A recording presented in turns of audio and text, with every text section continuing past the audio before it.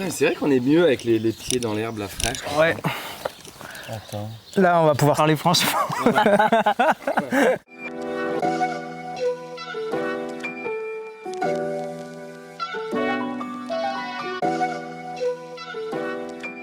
Les amis, aujourd'hui je me trouve dans le Gers à la ferme de Barotte chez Marion et Luc qui sont éleveurs bovins, lait, viande et également paysannes boulangères. Oui, paysanne boulangère, c'est bien. Et ben bonjour à tous les deux. Bonjour. Et bonjour. Alors du coup, est-ce que vous pouvez nous présenter un petit peu le projet, depuis quand vous êtes installés, pourquoi, comment, quand, où, tout ça quoi? Un petit historique. Alors moi je me suis installé fin 2015 sur un site à 7 km d'ici en reprenant la ferme de quelqu'un qui partait à la retraite en bovin viande, en race limousine. Et Marion m'a rejoint, on a monté le GAEC en 2020 et on a lancé l'activité pain, transformation des céréales de la ferme en pain. Depuis l'an dernier, on a créé un troupeau laitier en plus. Du coup, le site ici, il existe depuis quand? Parce que tu as dit 2015, tu étais ailleurs. À Lousledge, à 7 km de là. En 2016, j'avais déjà les terres ici, parce que c'était une propriété qui était à vendre en entier. Et en 2018, à la naissance de notre premier enfant, on a acheté la maison. Et en 2019, on a acheté les terres, mais avec terre de liens. Du coup, on est à la première ferme terre de liens du Gers. Du Gers, ouais.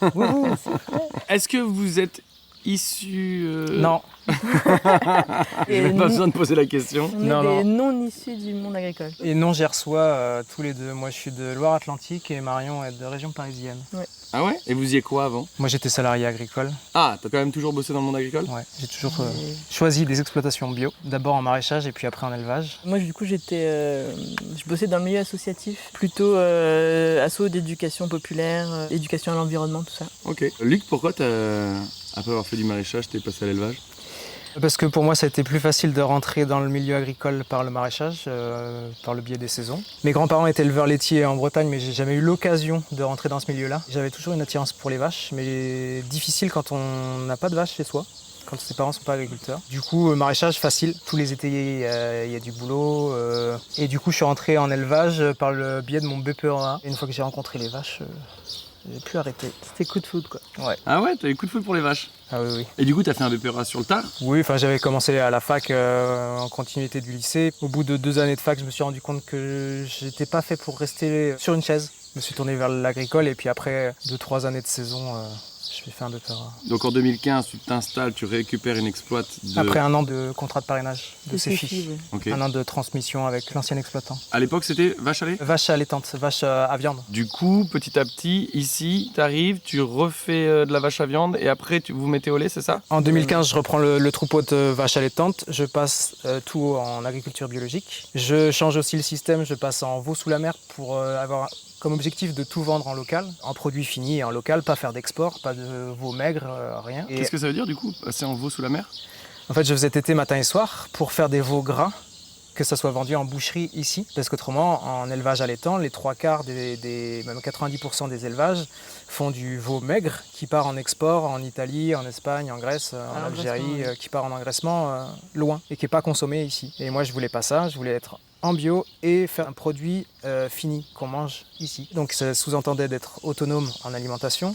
Donc c'est pour ça que j'avais repris les terres aussi ici pour avoir la surface fourragère pour nourrir mes animaux, pour pouvoir les engraisser aussi. Et du coup, on a toujours gardé ce troupeau limousin, mais on a réduit l'an dernier en fait, et pour laisser de la place un peu au troupeau laitier, qui se situe maintenant ici. Le troupeau laitier est sur le site où on habite et le troupeau allaitant est sur le site éloigné. D'accord, parce que du coup, moi, j'y connais rien aussi en bovin et encore plus en vache à viande.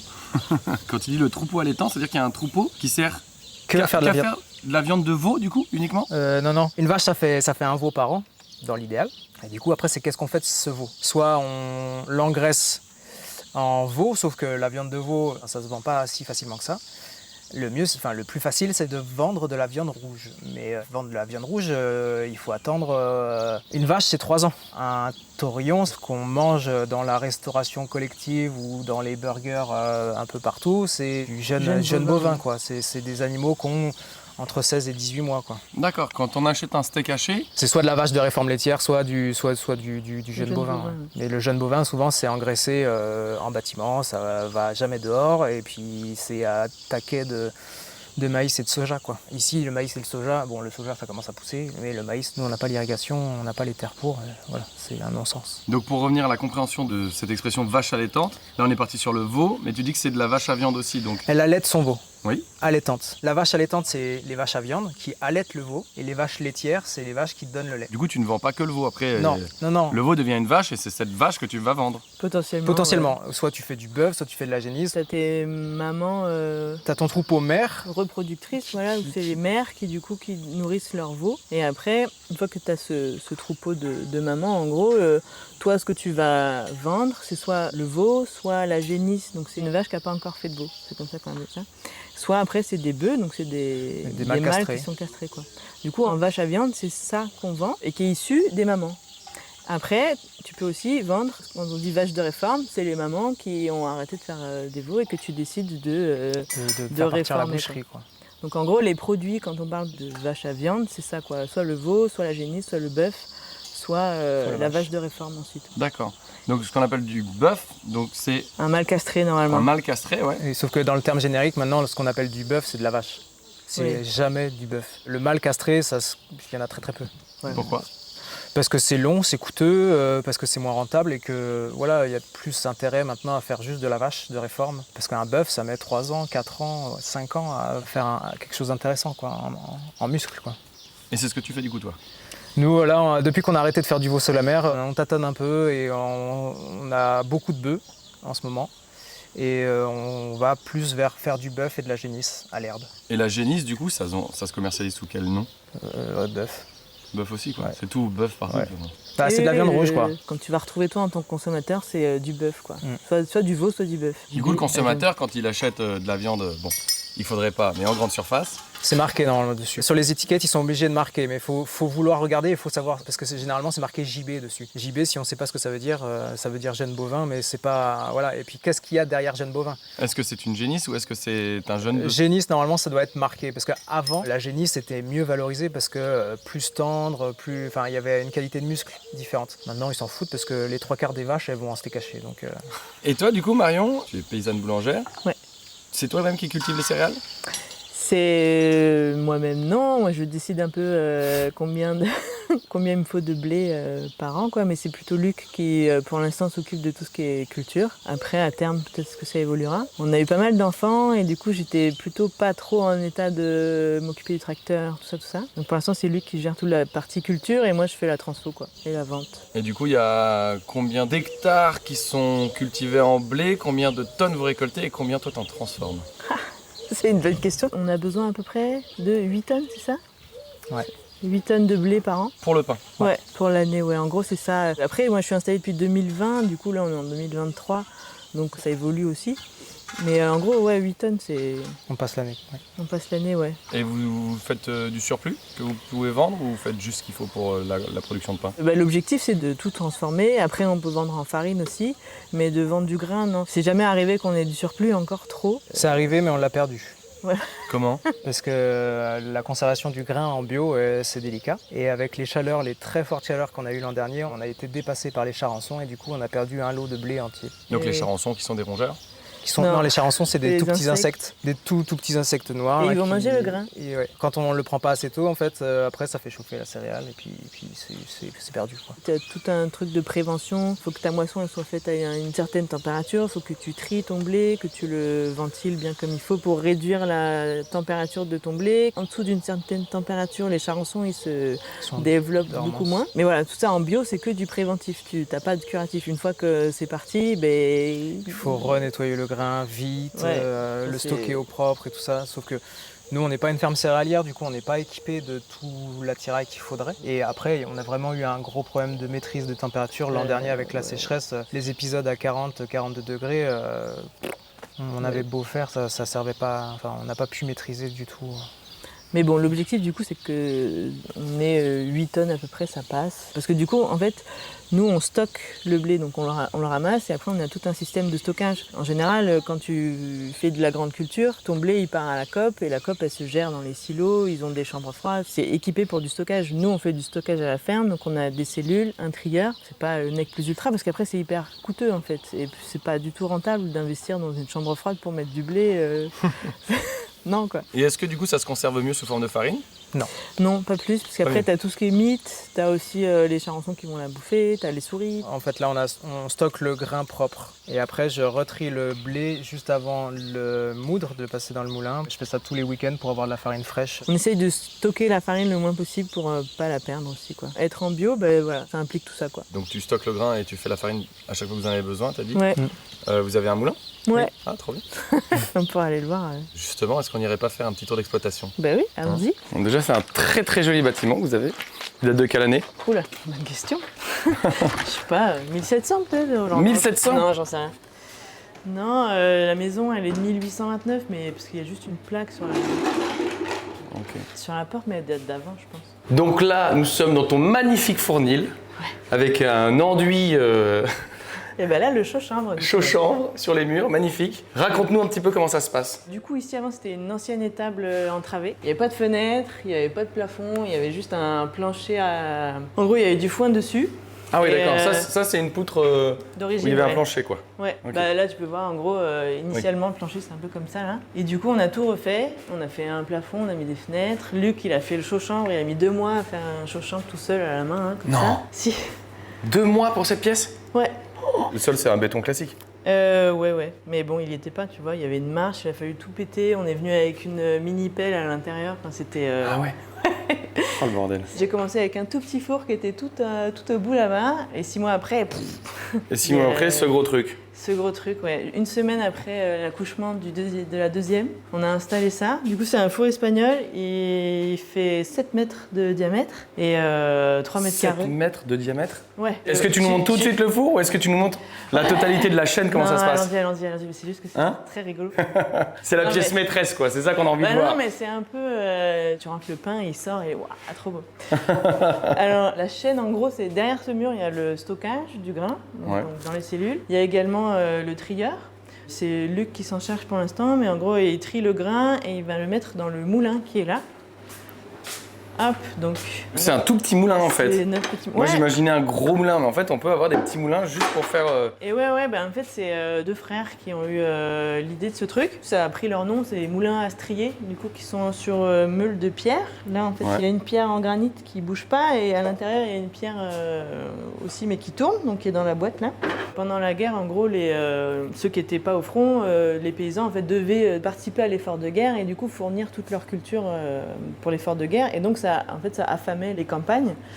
Et donc en fait, ils ont trouvé ce petit modèle de moulin qui était facilement cachable en gros et qui permettait de faire de la farine et de continuer en fait à nourrir les gens. Donc ils ont repris cette idée et ils ont développé un peu le truc. Donc ça permet en fait aux paysans de se faire un revenu et de transformer eux-mêmes leur farine en fait.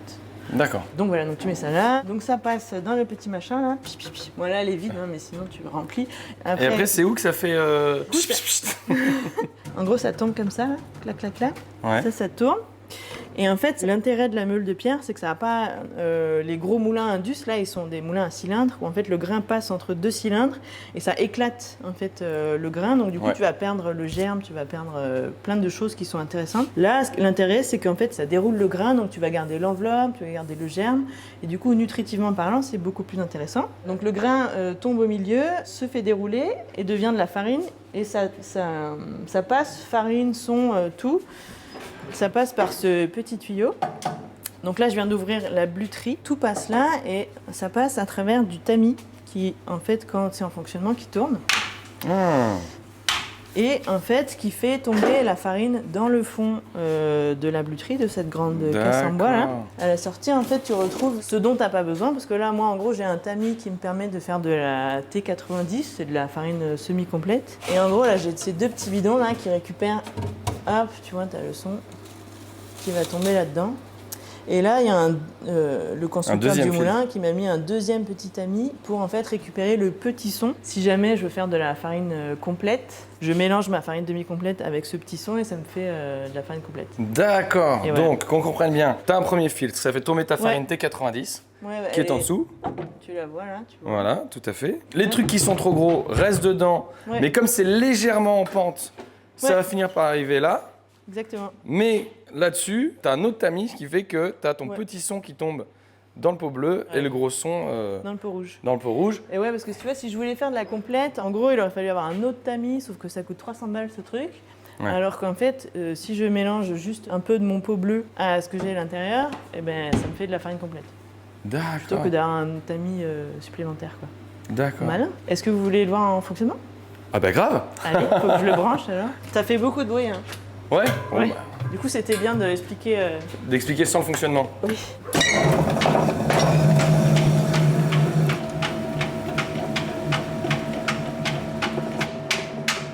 Ouais, normalement, c'est le poids Ah du oui, vin donc qui tu le fait tiens.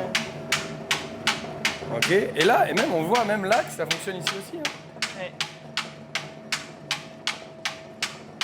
C'est super beau, n'empêche, je trouve.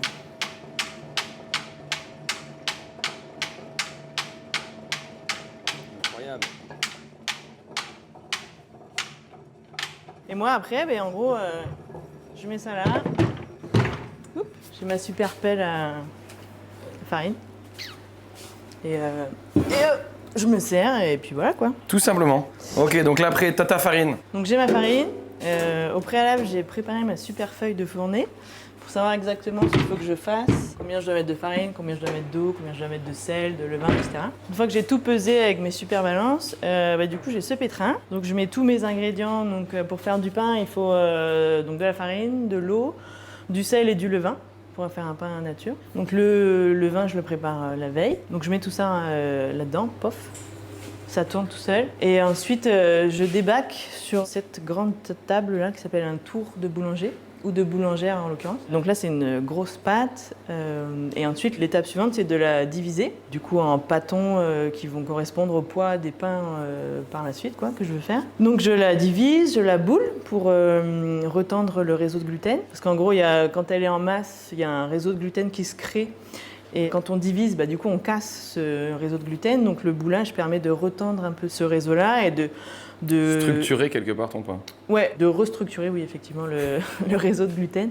Et en fait, en gros, voilà, l'objectif, c'est de tendre un peu la peau du pain. Et il va commencer à lever un peu. Tu fais tout ton truc, donc ça lui laisse un peu de temps de se remettre bien, quoi.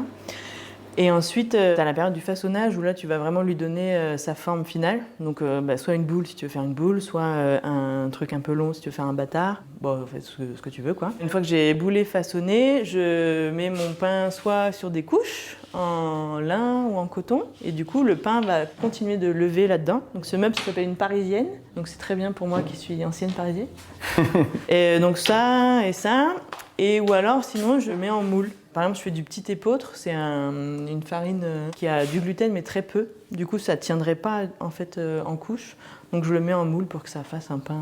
Ma fermentation, elle dure 5 heures entre le moment où j'ai fini la pétrie et au moment où j'enfourne. Ma fournée, en gros, j'allume le four parce qu'il met 5 heures à monter quand il est froid. Je commence mes pétries et après, une fois que mon four il est à peu près à 280 degrés, j'enfourne et ça cuit à peu près 45 minutes, 1 heure. Ensuite, je le sors, je le mets là, ça ressuit. Parce que le pain, en fait, une fois qu'il est sorti du four, on ne le sait pas, mais il faut attendre un petit peu. Il doit ressuyer, c'est-à-dire que tout l'air chaud qui est contenu à l'intérieur est remplacé par l'air de la pièce. Ambiant, ouais. Du coup, ça prend une demi-heure, 1 heure suivant la taille des pains. Ah ouais, quand même. La cuisson se termine vraiment en dehors du four pendant le ressuyage. Si tu l'ouvres à ce moment-là, en fait, tu as toute la vapeur d'eau qui va sortir, ton pain qui va sécher, ça va pas être terrible, quoi. Et comment t'as appris tout ça, toi, puisque tu n'étais pas boulangère avant Et oui, bonne question. En fait, j'ai fait un BPRA paysan boulanger. Ah, ça existe, bio. un BPRA spécialisé paysan boulanger. Du coup, qui est à Breims. Ils font maraîcher bio, paysan boulanger bio. Tu l'as fait quand ton BPRA, toi? Je l'ai fait en 2018. Avec déjà l'idée de faire ça? 2018-2019, oui. J'ai rencontré Luc, je me suis installée sur la ferme et en fait, si je voulais continuer à faire le boulot que je faisais, c'est-à-dire bosser dans les assos, étant à la campagne, en gros, il aurait fallu que j'aille dans les grandes villes et c'est 1 heure de route et je voulais pas du tout faire ça, sachant qu'on venait d'avoir notre premier bébé, quoi. Et j'avais ce besoin aussi à ce moment-là de créer quelque chose de mes mains, parce que j'étais vachement, tout était un peu dans la tête à remplir des dossiers de sub, etc. Et j'avais besoin de, que ça... Quelque chose de plus concret. Ouais, de très concret. Et en fait, je me voyais pas faire de l'élevage, je me voyais pas faire du maraîchage non plus, parce qu'on n'est pas dans des terres hyper... c'est pas terrible pour le maraîchage là où on est ici, là. Et du coup, le pain, c'était plutôt intéressant parce que ça me permettait d'avoir quelque chose d'assez rentable en pas beaucoup de temps et de m'occuper des enfants aussi en même temps. Donc, Ok. le pain.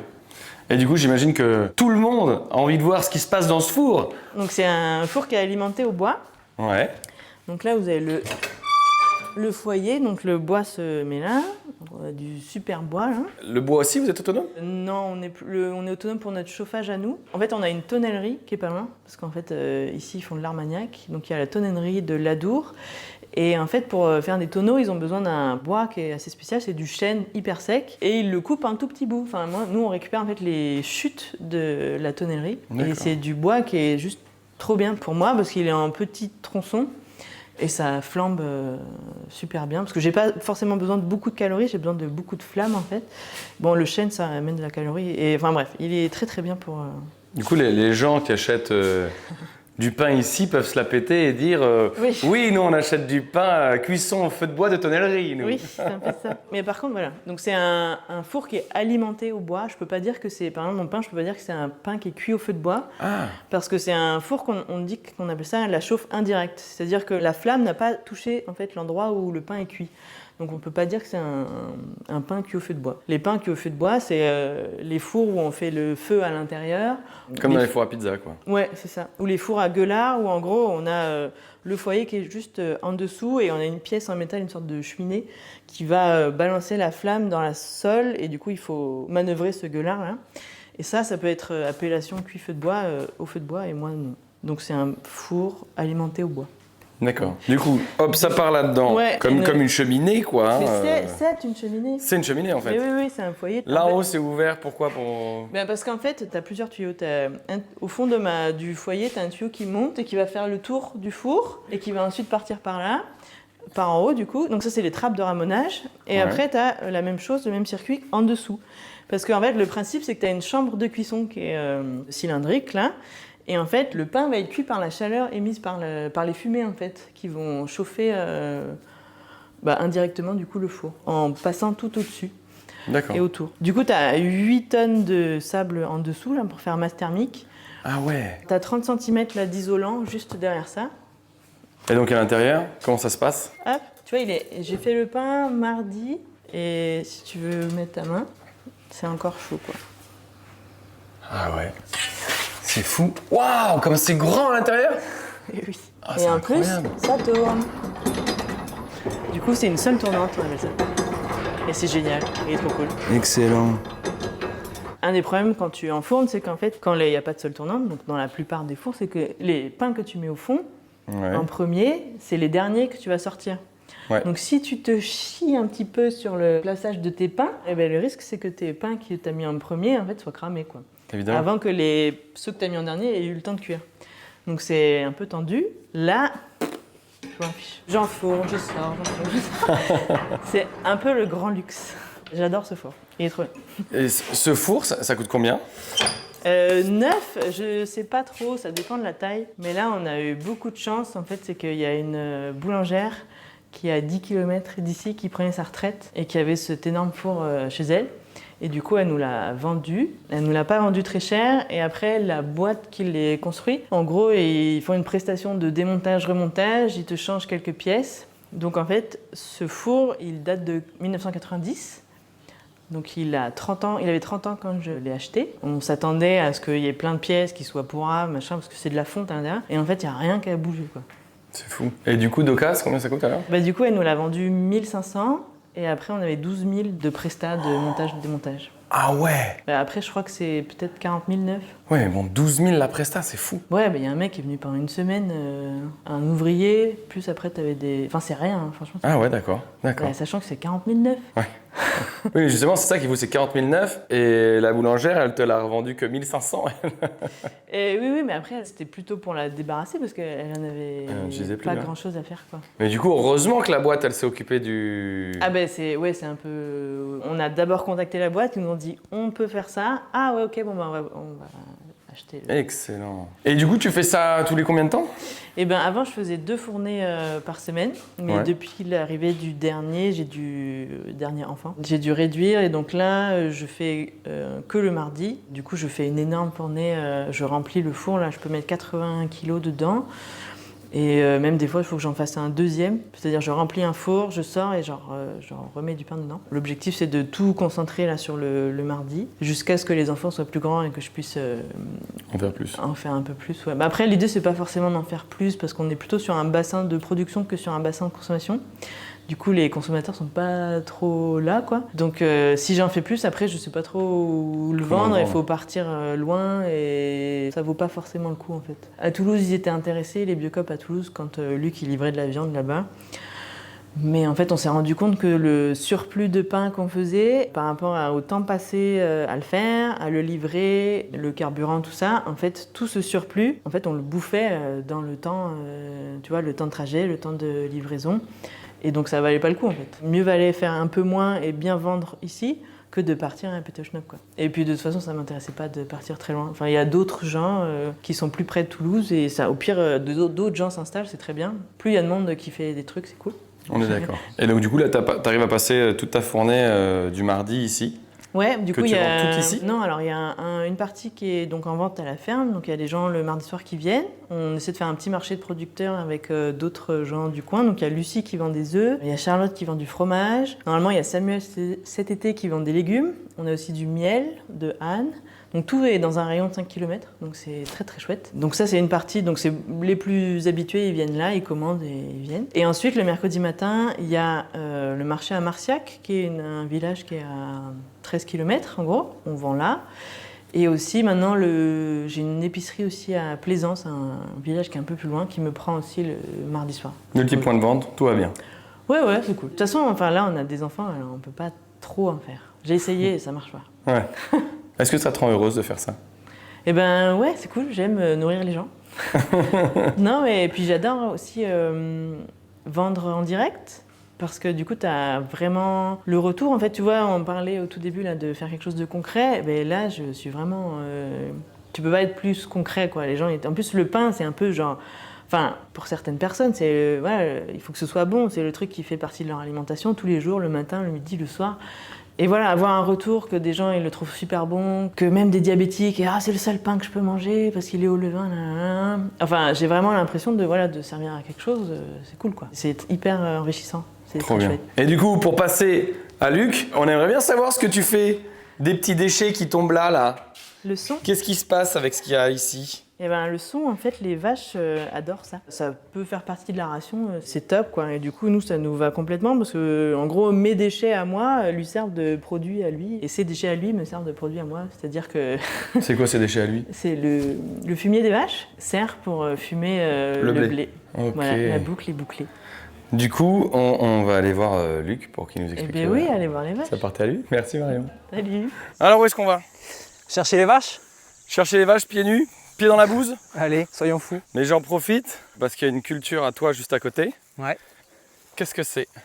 C'est du sorgho fourragé, type herbacé, pour le pâturage de cet été. C'est une plante qui supporte très bien les milieux arides, les fortes chaleurs, et elle va continuer de pousser même s'il fait très chaud, et elle va valoriser le très très peu d'eau qu'on peut avoir l'été, et avec une valeur alimentaire qui est assez intéressante quand même pour les vaches. C'est quoi, c'est une graminée? C'est une graminée. Il y a plusieurs types de sorgho. Il y a des sorghos fourragés type herbacé qu'on fait pâturer. Il y a des sorghos fourragés dits monocoupes pour faire plus de l'ensilage. Et il y a des sorghos grains qu'on va récolter en grains pour l'alimentation humaine, pour l'alimentation animale. Et toi, tu fais pousser ces trois-là? J'ai testé le sorgho grain il y a 2 ans, ça marche très bien. L'herbacé pour le pâturage d'été, ça fait déjà 4 ans que j'en fais pour les vaches. Ça marche très bien. Quand tu dis que tu fais là du sorgho pâturage d'été, ça veut dire que tu vas le laisser sur place et que les vaches vont venir pâturer là-dedans cet été quand tu n'auras plus d'herbe? Exactement. C'est ça? En fait, c'est que nous, l'été, le principe, c'est qu'au 14 juillet, il n'y a plus d'herbe, elles sont au foin. Et le sorgho est une culture qui prend le relais et qui justement pousse à ce moment-là. Donc là, bon, il a été semé tôt parce que les conditions le permettaient. Du coup, là, ils vont faire leur premier pâturage courant de la semaine prochaine. Mais j'ai 2 autres parcelles de sorgho et ça va s'enchaîner. Et là-dedans, si on a quelques orages, ça a l'air d'être le cas cette année, on va pouvoir faire 2 voire 3 pâturages dans l'été. Ah, donc le sorgho va encaisser la pâture en fait. Là, elles vont venir sur cette parcelle, pâturer une première fois, tu les sors et ça va continuer. C'est un sorgho dit multicoupe herbacé, donc qui repousse. De l'autre côté de la route, j'ai une parcelle de sorgho monocoupe pour l'ensilage, pour faire du stock pour l'hiver. Celui-là ne se pâture pas, celui-ci se pâture. Ok. Justement, tu me disais tout à l'heure que tu n'étais pas fan de l'ensilage, Non. que finalement tu vas en faire. Ouais.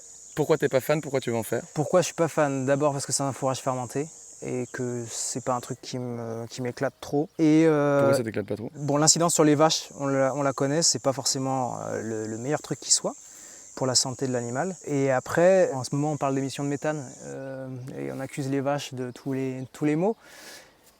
Et je pense que les rations fermentées, justement les fourrages fermentés comme ça, sont plus générateurs de méthane que des fourrages séchés au sol. Okay. Mais c'est difficile de trouver des sources fiables là-dessus. Moi j'ai fait la bascule cette année, enfin l'année dernière à cause de la sécheresse qu'on a vécue de plein fouet. Je faisais déjà du sorgho, de la luzerne, du pâturage à essayer de valoriser au mieux les prairies avec justement déjà à mettre des variétés qui sont plus tolérantes à la sécheresse. Mais ça suffisait pas en fait, et ça suffit pas. Et du coup j'ai dû réfléchir comment faire du stock de qualité pour quand même pouvoir nourrir mes animaux face aux changements climatiques inexorables qu'on a, quoi. Et du coup, essayer de valoriser plus de sorgho et de faire une double culture. Là, ce sorgho, il vient après un métail. Donc c'est un mélange de céréales et de légumineuses qui a été fauché tôt et enrubanné, donc pressé et mis dans du plastique pour bloquer la fermentation parce qu'on ne peut pas faire du fourrage sec à ce moment-là parce que les températures ne le permettent pas. Du coup, j'ai fait ça et derrière, j'ai fait le sorgho avec la réflexion de faire le plus possible de semi-direct pour limiter le nombre de passages de tracteurs et tout ça. Tu parlais des problèmes de sécheresse. L'année dernière, ça a été très dur ici. Ouais, très très dur. Qu'est-ce qui s'est passé? On avait déjà une sécheresse hivernale, ce qui fait que dès le mois de mai, il a fait 30 degrés. Et les foins étaient finis au 20 mai, mais on n'a rien récolté. On n'a vraiment rien récolté. Ce qui fait qu'au 10 juin, elles étaient déjà au foin. Et bon, pour passer l'hiver, enfin même pour passer l'été, j'ai dû me séparer d'un certain nombre de vaches. Ça a remis beaucoup de choses en question. Nous, on s'est posé beaucoup de questions sur notre avenir en tant qu'agriculteurs, parce qu'on avait déjà fait des avancées, des adaptations par rapport à cette situation-là, parce qu'on la vit tous les ans, mais pas à cette intensité-là. Mais là, c'est surtout le dépassement des 40 degrés, des chaleurs intenables et tout ça, qui font ça nous a vraiment questionné. Quand tu dis que tu as été obligé de te séparer d'une vingtaine de vaches, que les gens comprennent, tu t'en sépares parce que économiquement, c'est pas viable? Parce que j'allais pas acheter du foin pour nourrir tout le monde, parce que le foin était très très cher. Il fallait en trouver déjà. Et j'avais pas la trésorerie pour acheter tout ce foin pour nourrir toutes ces bêtes-là. Donc j'ai préféré réduire le troupeau, acheter un peu de foin et puis redémarrer cette année. Mais bon, le manque à gagner, il est surtout pour cette année, quoi. Les animaux dont tu as dû te séparer, qu'on comprenne, parce que donc, tu as des vaches laitières et des vaches allaitantes. Maintenant que j'ai capté, donc des vaches à viande, mais on peut dire vaches allaitantes. C'est la même race? Non. C'est deux races différentes? Ouais. Du coup, elles sont sélectionnées sur des critères différents. La vache allaitante, qui, moi, sur la ferme, c'est la race limousine, va être sélectionnée sur des caractères de développement musculaire. Okay. De faire des carcasses qui soient intéressantes pour un boucher, qui ait beaucoup d'arrière avec tous les morceaux nobles, on va dire, et qui ait vraiment beaucoup de muscles. La vache laitière va être, elle, sélectionnée plus sur son caractère laitier, à produire beaucoup de lait, mais moins sur ses formes, quoi. D'accord. Donc les limousines, c'est vache à viande, et la vache à lait, c'est laquelle que tu as? C'est de la Montbéliarde, parce que je voulais garder le côté mixte, parce que la race Montbéliarde est une race mixte, donc qui fait du lait, et à la fois qui a un côté viande, qui a des carcasses qui sont intéressantes pour un boucher. Tu as combien de têtes de chaque, on dit quoi, espèce? Chaque race. Chaque race y a une vingtaine de limousines, mais en troupeau de mère, et une trentaine de laitières.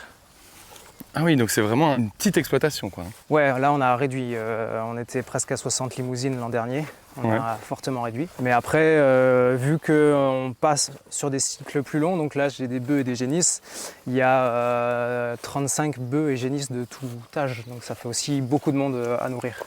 Sur combien d'hectares tout ça, tout ce petit monde il est? Alors jusqu'à cette année on était sur 125 hectares. En surface ça fait une grande exploitation, mais en surface productive, on n'est pas sur les terres bretonnes ou d'ailleurs. On a plus de 100 hectares en prairie naturelle. En coteaux où on ne va pas forcément beaucoup en tracteur. Et une vingtaine d'hectares cultivables qu'on valorise pour les cultures fourragères comme le sorgho, le métail enrubanné et le blé pour Marion. Du coup, c'est une ferme qui fonctionne totalement en autonomie ici? Ouais, ça a toujours été mon point d'orgue, on va dire, de toujours être en autonomie.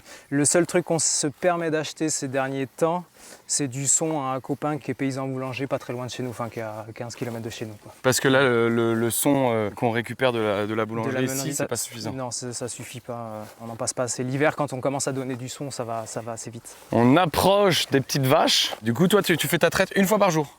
Ouais, moi j'ai fait le choix de partir en monotraite, tout simplement par organisation, parce qu'on a 3 enfants en bas âge et que 2 traites, c'était dans l'emploi du temps, c'était compliqué. Déjà que je fais la traite très tôt le matin pour pouvoir être dispo pour les enfants, pour être là le matin pour le petit déjeuner, les emmener à l'école. Il y avait une autre raison, c'est qu'aussi ça leur, vu qu'on n'a pas des terres riches, on n'a pas une alimentation riche à leur donner, ça leur tire moins dessus. Donc on a des vaches qui sont plus en état, qui sont plus en forme. Du coup, moi, ça m'allait aussi. Et ça leur va bien aussi, je crois. Moi, ce que je trouve assez intéressant ici, Luc, et c'est pas du tout parce que tu m'en as parlé, mais c'est vrai que les gens se rendent pas forcément compte, mais là, on est vraiment sur une petite exploitation bovine, on est vraiment à l'opposé du modèle industriel de ce que les gens consomment habituellement. J'imagine que c'est ça qui t'a poussé d'ailleurs à faire ce que tu fais aujourd'hui. Bah, pour moi, l'agriculture, c'est vraiment... Je me suis posé la question quand j'étais plus jeune, qu'est-ce qu'on peut faire pour changer le monde ? Pour moi, l'agriculture, c'est un moyen politique énorme parce que tout le monde mange tous les jours et c'est ce qui façonne notre territoire et nos échanges, notre vie. Du coup, de produire différemment, de montrer qu'on peut produire différemment, sainement, sans aller exploiter des gens à l'autre bout du monde ou des ressources à l'autre bout du monde et nourrir les gens sainement autour de chez nous, ça, c'est vraiment très... Enfin, je pense que Marion et moi, c'est ce qui nous tient vraiment très à cœur. Oui, c'est vrai que Marion, c'est la question que j'ai posée tout à l'heure. Je lui ai demandé si ça la rendait heureuse de faire ce qu'elle fait. Et elle me dit, je nourris les gens, je me sens utile en fait. Ouais. Et toi, tu rajouterais même, tu nourris les gens, tu te sens utile, et encore plus utile peut-être parce que tu participes pas à cette destruction. On participe même plutôt à la création. Enfin, on est vraiment dans un acte de création et de valorisation de ce qu'on nous a laissé, de ce qu'on a, et d'essayer de le rendre fertile, de le garder fertile plutôt, et de le garder joli. Et ça, je pense que c'est très important. Là, les laitières, elles ont été dehors toute l'année. Cet hiver aussi, elles ont été dehors. Elles ne sont pas sur du béton non-stop, elles ne mangent pas du soja qui vient de je sais pas où. Elles mangent ce qui pousse ici. Et en plus, pour aller contredire tout ce qui se dit en ce moment sur les vaches, mes prairies naturelles, j'y tiens beaucoup parce que mes prairies naturelles, elles stockent plus de carbone que la forêt derrière. Et s'il n'y a pas de vaches qui valorisent la prairie naturelle, et ben ça devient de la forêt, ça va stocker moins de carbone. Mais après aussi, les vaches, elles peuvent valoriser une ressource ligneuse que nous, on ne valorise pas, alors qu'ici, on ne peut pas cultiver. C'est des terres avec très peu de sol, avec une fertilité moindre, avec un stock d'eau très faible. Et du coup, elles vont réussir à valoriser la seule chose qui peut pousser sur cette terre, que nous, on ne peut pas valoriser. Et elles vont nous le rendre, soit par du lait, soit par de la viande. Donc c'est génial, ça a un sens. Il faut un petit peu mettre tout ça en contexte, expliquer aux gens pourquoi une prairie pâturée stocke plus de carbone qu'une forêt. Parce qu'elle va être stimulée. Il y a une étude récente, j'ai entendu ça dans une émission de radio. Une prairie naturelle stimulée va stocker presque 1 tonne de carbone à l'hectare. Une prairie naturelle non stimulée, autour de 200 kilos. Mes vaches, elles sont en pâturage tournant dynamique, donc ça veut dire que j'ai 40 hectares ici qui stockent 1 tonne. Chaque hectare stocke 1 tonne. Et plus productif dans le sens de stockage de carbone que la forêt derrière qui va être elle plus c'est le biotope comment on dit c'est le merde le point non c'est il y a le truc la forêt là c'est le mais du coup c'est le point terminal de si on ne fait rien ça devient forêt. Mais c'est pas grave en soi une forêt ça stocke aussi. C'est pas grave. C'est juste qu'une prairie ça stocke plus. Ça stocke plus et après. Mais alors pourquoi ça stocke plus? C'est ça que je veux que tu t'expliques. Ça je ne sais pas. Moi je peux l'expliquer. Bah vas-y. Je t'écoute, je veux savoir. Pourquoi une prairie ça a plus stocké?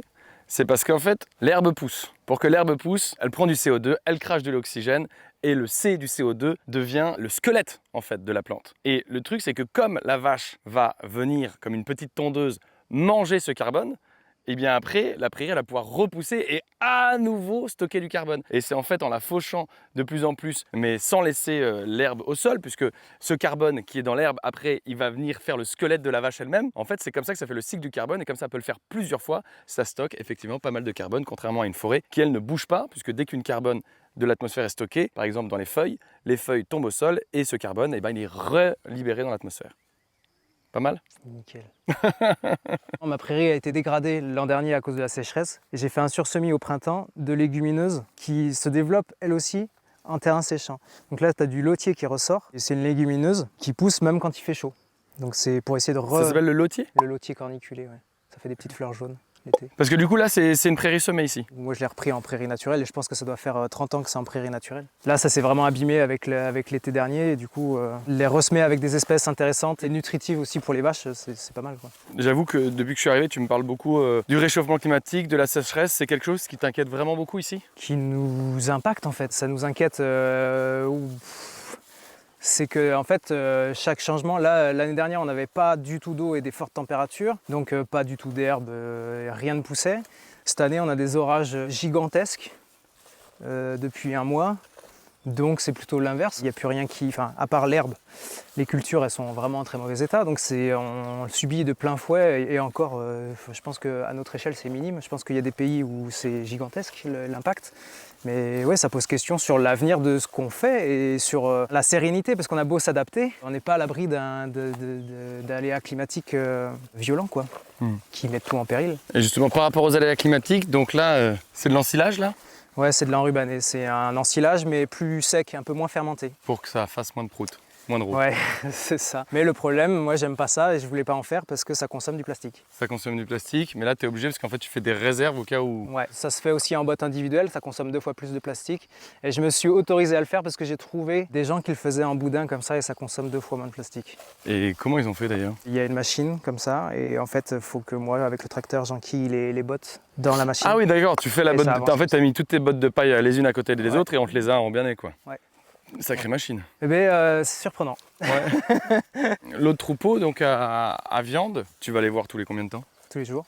Tous les jours? Oui. Tu vas juste vérifier que tout aille bien? C'est quoi le boulot là-bas? Tout va bien, ouais, vérifier que tout aille bien, les changer de prairie aussi. Parce que tu fais du pâturage en dynamique là-bas aussi. Aussi, ouais. Un peu moins dynamique, mais il est tournant quand même. Ouais. Il y a quand même aussi un gros côté plaisir d'aller les voir tous les jours. Ouais. Qu'est-ce qu'on pourrait raconter un petit peu maintenant qu'on est là? Maintenant qu'on s'est tout dit, qu'on est enfin aux vaches. Bah, peut-être qu'elles ont des trucs à te dire. C'est vrai? Je Tu leur pas. parles toi? Est-ce que tu es l'homme qui murmurait à l'oreille des vaches? En tout cas, elles ont des choses à dire. C'est vrai? Elles te disent quoi? Quand moi je suis de mauvaise humeur, la traite se passe mal. Quand je suis de bonne humeur, tout se passe bien. Enfin, c'est des miroirs les vaches, Ah ouais? comme tous les animaux. C'est ça qui est intéressant avec l'animal, c'est que ça a une réaction immédiate. Où est-ce qu'elles ont trouvé autant de boue là? L'abreuvoir et puis là, il y a une mouillère. C'est une petite source qui sort de là? Et ben, il a tellement plu ce printemps que tu as une résurgence là. Ah mais il y a des veaux aussi! Et oui, ouais, je fais de l'élevage laitier non conventionnel. Il y a les veaux avec les vaches. Et du coup tu les sépares la nuit pour... Non. Non? Alors ça c'est intéressant. Les veaux sont avec les vaches et tu les sépares pas la nuit? Non. Et comment tu fais pour avoir du lait? Eh bien, soit elles arrivent à m'en donner un petit peu, soit j'attends 4 mois que les veaux ils soient sevrés. Dans l'élevage industriel, tu peux leur raconter comment ça se passe. Généralement, au bout de 2-3 semaines, le veau, il dégage. Ah non, c'est plutôt que ça.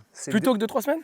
Bah déjà, dès le vélage, la vache et le veau sont séparés. Ouais, Il faut direct. que dans les 24 heures, ça soit séparé. Et puis après, au bout de 15 jours, le veau part en D'accord. enlacement. Et même dans les élevages bio non conventionnels que moi j'ai Oui, vus, oui, ça se passe aussi comme ça. généralement, on sépare quand même. Alors maintenant, il y a une tendance à laisser quand même téter 3 semaines, 15 jours, 3 semaines ensemble. En fait, vu que je faisais du veau sous la mer avant et que j'ai décidé d'arrêter de faire du veau sous la mer, c'est parce que justement les veaux ils étaient séparés des mers toute la journée, que les veaux ils étaient en bâtiment et tout ça. Ça m'allait pas, ça m'allait plus. Et du coup, je voulais pas recommencer ça avec les laitières. Donc je me suis torturé un peu l'esprit pour savoir comment j'allais faire et bon, bah, je fais comme ça en ce moment. Sur les vaches qui font leur deuxième veau, elles me donnent du lait. Elles me donnent du lait en plus de leur veau, donc ça conforte l'idée que j'ai. Et les veaux grandissent très très bien. Ça veut dire que par contre, les autres vaches, parce que du coup là il n'y a que 2 veaux, Il y a 6 veaux là. 6 veaux là, Ouais. les autres en fait, leurs veaux sont déjà partis en viande du coup. Soit partis en veau de boucherie, là j'ai des croisés que je fais partir en veau de boucherie, ou en bœuf que je castre et que je garde et qui sont sur l'autre site avec les génisses. Entre 3 mois et demi et 4 mois, tout le monde est sevré, les génisses partent avec les autres génisses et les bœufs partent avec les bœufs. Voilà. Bon, question, parce que là t'en parles, tu dis je les castre, comment on fait ça? Pour les mâles, je le fais presque à la naissance à l'élastique. C'est ce que j'ai trouvé de moins rude. C'est-à-dire, bon, on rentre dans le détail, hein, faut rentrons expliquer dans aux le gens, détail. En hein. fait, c'est un élastique comme ça qu'on met sur les testicules dès la naissance. Pour avoir fait toutes les méthodes, c'est celle qui me semble la moins barbare et qui génère le moins, enfin vraiment, pour l'avoir fait à plusieurs veaux, vraiment très peu de stress sur l'animal. Contrairement à la castration à la pince ou machin. Enfin, même en faisant venir le veto, enfin, de toute façon, il faut faire venir le veto pour les castrations normalement. Et sous anesthésie et tout ça, ça reste quand même très traumatisant. Et le faire comme ça, très jeune, à l'élastique, Et ça, du coup, tu peux le faire toi. Ouais. Et en fait, genre, tu mets l'élastique et en fait, en grandissant, l'élastique sert de plus En en fait, plus, et ça finit par tomber, quoi. ouais, très rapidement, en fait, les bourses vont se nécroser et voilà, c'est fini. Ok, regarde, ils sont trop mignons, ils sont tous mis les 4 ensemble. Là. Ils sont trop choux, mais y a que des madames? Il y a un mâle au milieu là. Un mâle au milieu. Du coup, sur les autres techniques de castrage, sinon, ça se fait comment? Par exemple, dans l'élevage industriel, on ferait comment? La question se pose pas trop parce qu'en fait la castration elle se pose quand tu veux faire vieillir un animal et le faire vieillir surtout, le valoriser plus tardivement, enfin un mâle. Parce qu'autrement dans l'élevage classique, soit le veau il part en veau de boucherie en bâtiment, enfin en veau de batterie, pour beaucoup de mâles ça finit comme ça, soit ils partent en engraissement ailleurs, en Espagne, en Italie, là où ils font du broutard, quoi, enfin où ils prennent du broutard et qu'ils en font du taurillon. La question de la castration, elle se pose quand on veut valoriser l'herbe et qu'on veut faire des animaux plus âgés. D'accord. À partir du moment où on va dépasser 24 mois, on est un peu contraint de castrer, quoi. Du coup, ça se fait comment? Les autres techniques, c'est quoi? Les autres techniques, c'est à la pince, on pince les canaux. Il faut faire beaucoup de contention parce que généralement on fait ça sur des animaux qui sont déjà âgés, donc qui ont du poids et du muscle, de la force, et du coup avec renfort de corde et de cage de contention et compagnie, et de beaucoup de produits pour anesthésier, on pince les deux canaux pendant 5 minutes, 4 à 5 minutes. Ou il y a l'autre solution, c'est on ouvre tout et on enlève les bourses. Comme on fait pour un chien, quoi. Comme on fait pour tous les mâles de toutes les espèces, chiens, chats, chevaux, quoi. Ok, d'accord. Voilà, et après j'ai un taureau aussi. Mais bon là il est pas en forme.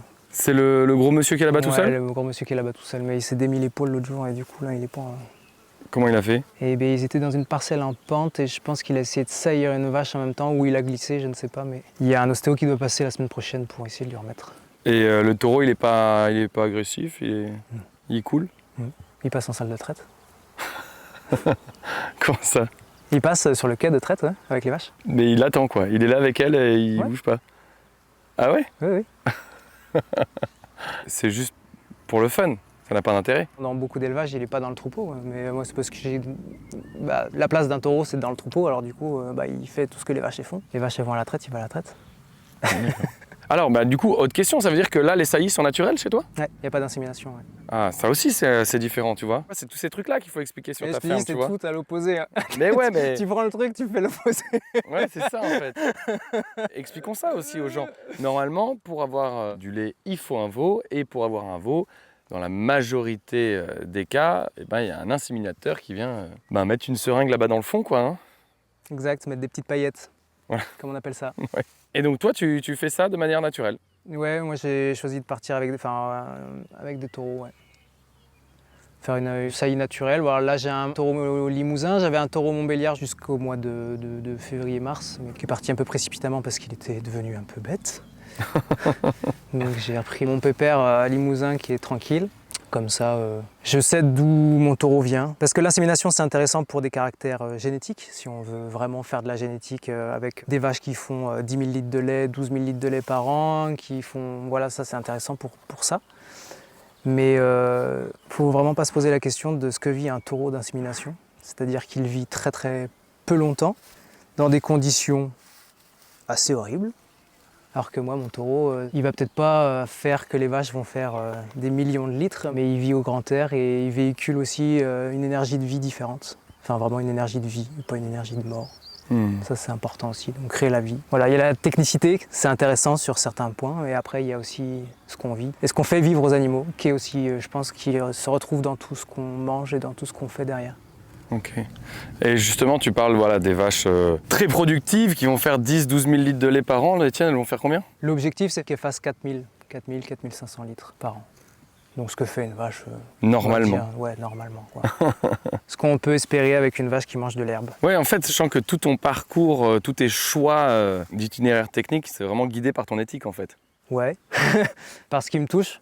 Mais c'est un questionnement permanent, en fait. Je faisais du veau sous la mer, après réflexion, en fait, le veau sous la mer, ça me semble pas cohérent parce qu'il y a un côté de séparation du veau et de la mer, et puis en plus une position du veau qui est toujours en bâtiment, qui n'est pas dehors. C'est marrant que ça s'appelle le veau sous la mer alors qu'il n'est pas du tout sous la mer. Il tète sous la mer, 2 fois par jour, mais il n'est pas dehors parce qu'il ne ferait pas de gain de croissance comme il ferait s'il ne bouge pas, quoi. Ils font plus de croissance sans bouger? Ouais, et plus de gras. S'ils courent, ils vont perdre en gras. Et du coup, ça fait une viande trop sèche. C'est des habitudes de consommation après. Et puis après, il y a la question de la couleur de la viande. Moi, je me suis jamais mis là-dessus, mais le veau, pour les gens, alors peut-être plus pour notre génération, mais en boucherie, le veau, c'est du veau blanc. Le veau blanc, c'est un veau qui est anémié. Donc qui est anémié, ça veut dire qu'il ne sort pas, qu'il vit dans le noir et qu'il ne bouge pas. Donc c'est une viande malade. Donc on nourrit les gens avec de la viande malade. Non, mais c'est très drôle ce que tu dis parce que je peux en témoigner. À l'époque où je mangeais de la viande, donc c'est il y a plus de 10 ans, ça m'arrivait de manger du veau et je voulais qu'il soit blanc, effectivement. Ouais. Et c'est une belle connerie du coup. Bah, la viande blanche, c'est du poulet, mais le veau, c'est rosé clair, rosé. Mais c'est. Moi, mes veaux, quand là, j'en ai fait il y a 3 semaines, ils sont jeunes, hein, c'est des veaux à 4 mois, ils ont toujours été dehors, donc ils ont pris le soleil, ils ont mangé de l'herbe, ça fait rougir la viande. Donc ça fait une viande rosé clair. Du coup, question un peu sensible, mais c'est vrai que l'expérience que j'ai en allant voir toutes les fermes que j'ai eu la chance de filmer ou non, ou d'aider ou quoi, j'ai l'impression que plus les gens essaient d'avoir de l'éthique dans leur métier agricole, plus c'est difficile d'en vivre. Ça se passe comment ici? Alors voilà, c'est toujours c'est de trouver un équilibre. Tu vois, on s'est mis à faire de l'enrubané cette année. Ouais, c'était un choix qui m'a longtemps questionné et c'est pas encore un truc qui est vraiment calé non plus dans ma tête de faire ça. Après, je me dis que c'est aussi un mal pour un bien, dans un sens où je garde quand même mon autonomie alimentaire sur les vaches et que ça reste cohérent, quoi. Il faut quand même, pour en vivre, il faut une certaine productivité des animaux et de la terre. Mais bon, ça demande une réflexion et toujours un équilibre à trouver entre son éthique et ce qu'on fait. Mais c'est possible, parce que les animaux, si on leur met des objectifs qui, eux, leur conviennent, qui sont dans leur nature, qui peuvent exprimer, ils vont pouvoir le faire. Mais il faut trouver le juste équilibre pour l'animal et pour soi. Justement, au niveau de la commercialisation, toi tu t'y prends comment sur le lait? Est-ce qu'il y a de la transformation? Je crois que c'est prévu mais qu'il n'y en a pas encore. Alors le troupeau laitier, il a été monté dans l'optique de transformer une partie du lait en yaourt et crème dessert, enfin en petite transfo, quoi. Et de garder quand même la collecte en base parce que ça reste confortable de se faire collecter et de ne pas tout transformer. Parce qu'on connaît des gens qui transforment tout, mais c'est un travail de tous les jours. Et prendre des vacances, des congés, c'est compliqué. Nous, on a eu 3 enfants en peu de temps. Et du coup, ça sous-entend aussi de jongler avec cet équilibre-là, cet équilibre familial, et trouver du temps pour tout le monde. Et du coup, garder la collecte et faire une petite transfo à côté. Du coup, là, pour l'instant... Pour l'instant, on est 100% collecte. Ça part à Biolay. Biolay, ok. Mais on va pas se le cacher, tout part en conventionnel. Payer moins cher que le conventionnel. C'est-à-dire que ton litre de lait, tu le vends à? Là, au printemps, on le vend à 370 € les 1000 litres. 37 centimes le litre. 10 centimes de moins qu'en conventionnel. 10 centimes de moins qu'en conventionnel? Oui. Ça va faire 1 an et demi qu'on est sous le prix du conventionnel. Ah ouais. Mais pour la viande aussi, pour les céréales aussi. Donc, comment t'expliques ça? la belle manipulation. De la part de qui? Des distributeurs, parce que la marge qu'ils se font est complètement honteuse sur les produits bio. Je pense beaucoup de leur part, parce que c'est injustifié et injustifiable. Et après, il y a une volonté de détruire la filière bio, je pense clairement. Ah ouais. Je pense que l'industrie s'y est engouffrée parce qu'il y avait une croissance exponentielle sur la bio là, ces dernières années. Ils ont pris ce qu'il y avait à prendre et puis voilà, c'est fini. Ils vont continuer de vendre leurs trucs. Ils n'ont pas franchement d'intérêt à ce que les agriculteurs... En fait, la bio, c'est quoi? Ça te rend autonome parce que tu n'es plus soumis aux intrants. Tu vas essayer de te détacher le plus possible des antibiotiques, des traitements antiparasitaires et compagnie. Donc tu vas avoir un autre regard sur ta façon de produire. Donc tu te rends indépendant de tout ce système-là. Qui a intérêt à ce que tu sois indépendant de tout ce système qui rapporte énormément de fric? La bio, même si on est payé moins cher, l'avantage c'est qu'on maîtrise nos charges. On est obligé de maîtriser nos charges. Donc on est beaucoup plus résilient. Même si on est payé moins cher, on va quand même se sortir un revenu certes ridicule, mais on va quand même réussir à passer le cap. Un revenu ridicule, c'est-à-dire que tu arrives à te faire quoi? Là, si on continue comme ça, non, ça vaut pas le coup. Mais juste en produisant du lait, là, à ces prix-là, on sort même pas 1 000 € par mois, largement pas. Avec 30 vaches, on est à 500 € par mois, c'est plus que ridicule. Bon, après, on va monter un peu en vache et un peu en litrage, mais bon, ça n'empêche que c'est pas tenable comme solution. Bien sûr. Ça, c'est pour la partie laitière et pour la partie viande? La partie viande, jusqu'à la fin des confinements, là, fin du Covid, je commercialisais tout en direct. Donc tous les veaux, toutes les vaches partaient en direct au Biocoop de l'Est toulousain et à un boucher ici, à Eauze. Et du coup, ça tournait très très bien, mais ça a demandé une certaine charge de logistique. Et après les confinements, ça s'est bien effondré. Les veaux en Biocoop, ça marchait plus du tout, ils vendaient plus rien. Et du coup, ça s'est un peu calmé. Et puis c'est le moment aussi que j'ai choisi pour un peu changer d'atelier. Enfin, les vaches viande, c'est un peu on recherche une nouvelle façon de faire, donc un nouveau débouché aussi. Là pour l'instant on revend à une entreprise de découpe à Auch qui fait du steak haché, qui vendent en Occitanie quoi on va dire. Voilà, c'est le seul truc que j'ai trouvé qui soit un peu intéressant, autrement ça reste en filière longue avec une bio, une coopérative bio. C'est pas encore calé. Après on continue un peu la vente directe mais beaucoup plus faible. Parce que malgré le petit marché que vous faites ici, vous pouvez pas essayer de vendre directement aux consommateurs? La viande, on est dans un bassin de production, pas de consommation. Une vache, il va falloir trouver 40-45 clients. Pour une vache, c'est 45 clients qu'il faut. Un veau, c'est une vingtaine de clients. Il faut que chacun prenne 5 kilos. Et ça, ici, avec le marché, vous pouvez pas faire ça? Non, là, j'ai fait 2 veaux, ça passe une fois de temps en temps. Mais le maximum que j'ai pu faire, c'est 7 veaux en vente directe en une année et 3 vaches. Mais c'est compliqué. Ah oui? Parce qu'on est beaucoup à faire de la vente directe comme ça ici. On n'est pas en ville, quoi. Et tu sors combien de kilos de viande sur une vache et sur un veau? Un veau, ça fait... moi, j'essaie de les sortir. Là, les laitiers, ils sont à 100 kilos. Quand je faisais du limousin, il fallait qu'il soit, pour être rentable, il fallait qu'il soit à 160-170 kg carcasse. Une vache, une limousine, ça va faire 380-400 kg. Une laitière un peu moins, 350 à peu près. Ah oui, ça fait à peine le double d'un beau veau. Ouais. On dirait que c'était plus costaud que ça, tu vois. Si tu les engraisses un peu et que tu les finis, oui, ça fait plus. Mais des laitières, ça vaut pas forcément le coup de les engraisser plus. Marion, Luc, merci de nous avoir ouvert les portes de votre ferme, de votre GAEC. J'aime bien, en fin de vidéo, demander aux gens s'il y a un sujet qu'on n'a pas abordé, qui vous tient à cœur, dont vous aimeriez parler, ou alors, et même, si vous avez un conseil à donner pour des gens qui veulent se lancer. Je sais pas, vas-y. Ah, c'est facile. Moi, j'en ai des conseils. Ouais. Un conseil que j'aurais à donner, c'est quelque chose qu'on m'a dit ici. Dire fait rire et faire fait taire. C'est arriver avec beaucoup d'humilité, surtout quand on vient pas du milieu agricole, qu'on n'est pas de la région. Voilà, on n'a pas inventé l'eau chaude. Alors certes, on vient avec plein de bonnes idées et c'est très cool de garder ces très bonnes idées. Mais juste voilà, il y a des gens qui sont là depuis très longtemps et faut y aller tranquille quoi. Pas trop fanfaronner sur plein de choses, juste voilà, arriver avec plein d'humilité, essayer de faire de mettre en place ses projets et puis voilà. Je la connaissais pas celle-là, mais je pense qu'on va la garder. Dire fait rire, faire fait taire. J'aime beaucoup. Luc? Ouais, ça c'est vraiment très important. Ouais. Puis toujours se remettre en question. Jamais avoir de certitude. Avec la nature, on ne peut pas avoir de certitude. De constamment chercher des solutions, de se remettre en question son système, sa façon de faire. Moi je dis souple sur les pattes arrière, savoir rebondir. Je pense que c'est la clé. C'est la clé de ne pas avoir de trucs figés et de pas s'enfermer et pas de choisir la facilité. La facilité actuellement, c'est de s'installer avec un bâtiment hors sol. Ça c'est facile à faire parce que toutes les coopératives vont cautionner le prêt, machin, ça c'est facile. Mais c'est dangereux. Alors que de chercher des solutions différentes, ça c'est plus laborieux, mais c'est ce qui est derrière le plus valorisant et le plus sécurisant en termes de revenus pour les gens qui s'installent. Aller voir ailleurs avant de s'installer quoi. Ouais, barouder. Aller voir vraiment tout ce qui se fait partout. Même dans d'autres pays pour voir d'autres façons de faire, d'autres cultures, c'est hyper important. De pas juste rester dans son coin et de dire on a toujours fait comme ça. Parce que le monde change, on le voit bien, et du coup c'est hyper important d'être ouvert. Merci beaucoup. Merci à toi. Merci à toi. Ouais. C'est un plaisir. Merci à vous d'être venu jusque chez nous.